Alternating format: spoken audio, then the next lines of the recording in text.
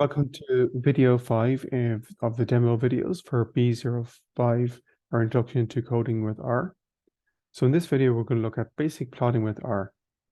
What you notice with R is that there's a lot of tools for generating data, and that's what we're going to do with this part of this demonstration video at the start. Just learn how to generate data, and you can see there this function or norm, which you can look up help for. It creates data, and what it's saying here is that you can create data for a certain number of points with a mean and a standard deviation. There are other associated functions, dnorm, pnorm, and qnorm, that are more related to probability.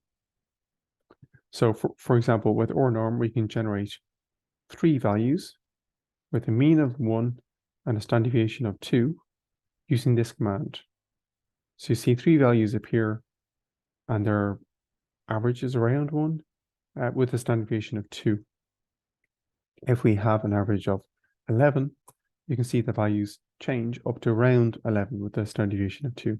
If we change the standard deviation, as you might guess, they're going to have a wider spread, which is what you see there. And each time you run it, the values are different. So if you change it to 13 at the start, you'll see 13 different values. And you can check that by going to the length function at the start and just checking what's produced. So you see it has a length of 13. So every time we run this function, new data is created. So that kind of, in a sense reflects that every time you run code, it may be different data sets, but it should still have the same capacity to assess what's going on if it's relevant for examining that data set. On line 113, you see this assignment of D. So you might just assign a large set of data, maybe 130 points, with a mean 11 and standard deviation of 2 to a data set D1. We check the structure of D1. It's just a set of numbers. And then we have 2 ways of getting the 5 numbers from the basic descriptions of the values. 5num gives the 5 number summary for D1. So that's the minimum, the 25th percentile, the median, the 75th percentile, and the maximum. Summary, summary also does the same. So you can see there, these values are nearly the same all the way through. But just note that summary and 5num have differences in terms of using the Fan and Hindman or median of medians approach for getting the 25th and 75th percentile. So their median values will always agree, which you can see here. However, there's tiny differences maybe in the way that the 25th and 75th percentiles are calculated. And both approaches are correct, but they may report slightly different values. And note, summary includes the mean. We can get the standard deviation of D1. So we can look at the data in D1 using the plot function. So you can see that if we hit plot D1, we can see this nice plot appear. It's just showing the values unsorted in any shape or form for D1. We can make this pane bigger by just moving the brackets here and see more bit.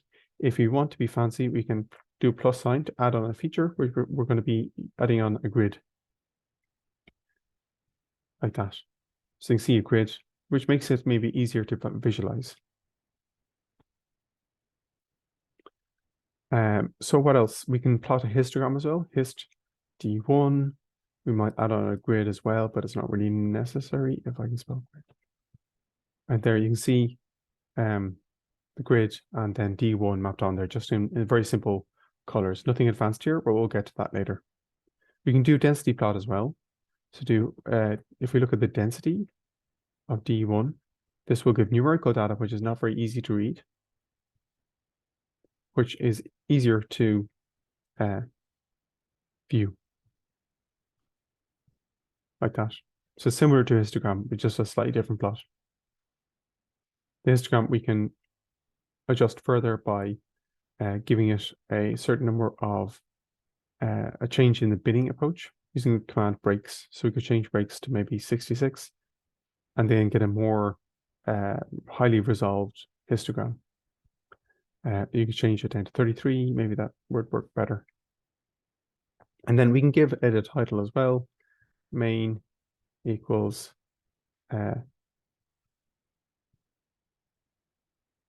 variation across data set, for example. So you can see a title there. We can even add color if we want to do so with the parameter col equals red. So we can change this to red and add on further things like xlab equals the x-axis, which may be the recorded, maybe the levels of the data. And then the ylab, ylabel means the number detected per level, perhaps. So there we can see it all together. We can add a grid if we just wish to do so as well, like that. So there's a basic graph with our other graphs. And what's worth noting is that if we're making a histogram here with the main and col and red and all this sort of thing, we can add these onto the boxplot function where relevant as well. So boxplot, we can do boxplot of D1 as well, and do a simple one, maybe with the grid, visually like that. And that's showing a visual representation of our 5-number summary with an outlier shown as well. And again, as you saw above, we can actually use the same parameters for the boxplot as input there. Just paste it in. And there we see the same data just summarized in a different manner.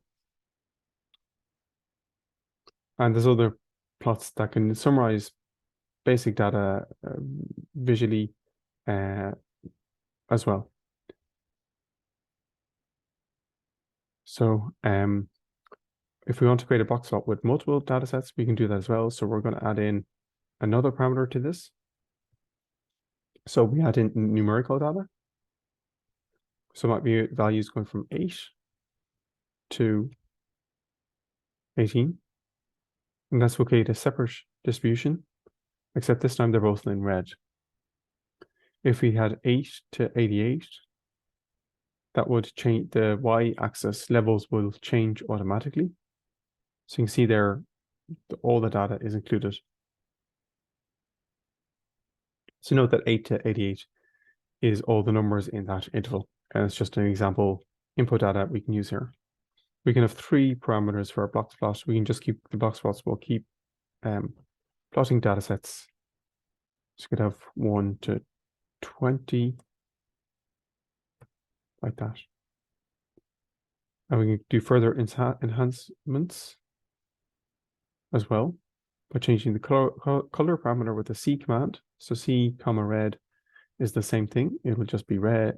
Oh, it will expect additional colors. So we might have red and blue and green. And our values will then be red and blue and green. So there's lots of things we can add onto the graphs.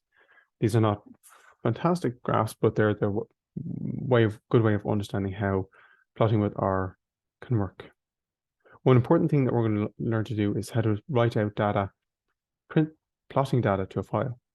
So if we want to save this as a PNG, we just use the function PNG. If we want to save it as like a TIFF, we can do that as well. We might need to find out more about TIFF there, like that. But there's several ways: BMP files, JPEG, TIFF, whatever.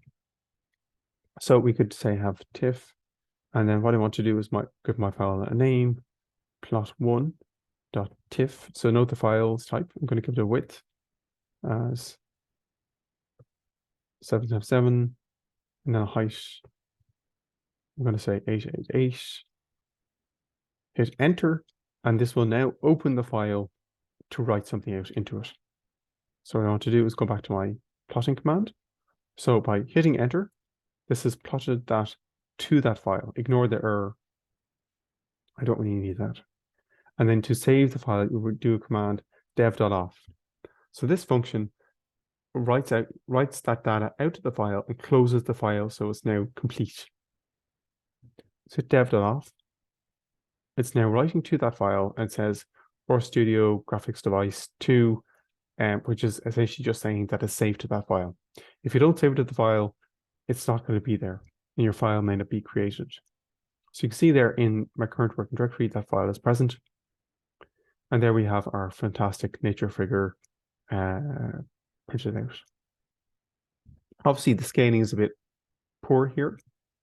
So what we can do is just adjust create the same command again, but just maybe toggle it down to B05, and I'm just using random numbers here, 444 to make it a bit smaller.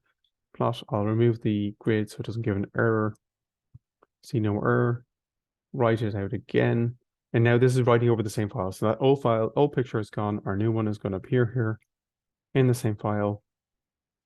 So you can see there, and we can zoom in and look at it further if you want. So there's lots of things we can do to these plots as parameters that we can get used to gradually. So those are the key things to understand when dealing with these data sets.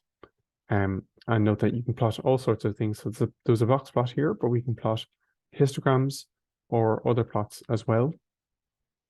Any kind of plot at all. So that finishes off video 5 of basic plotting with R.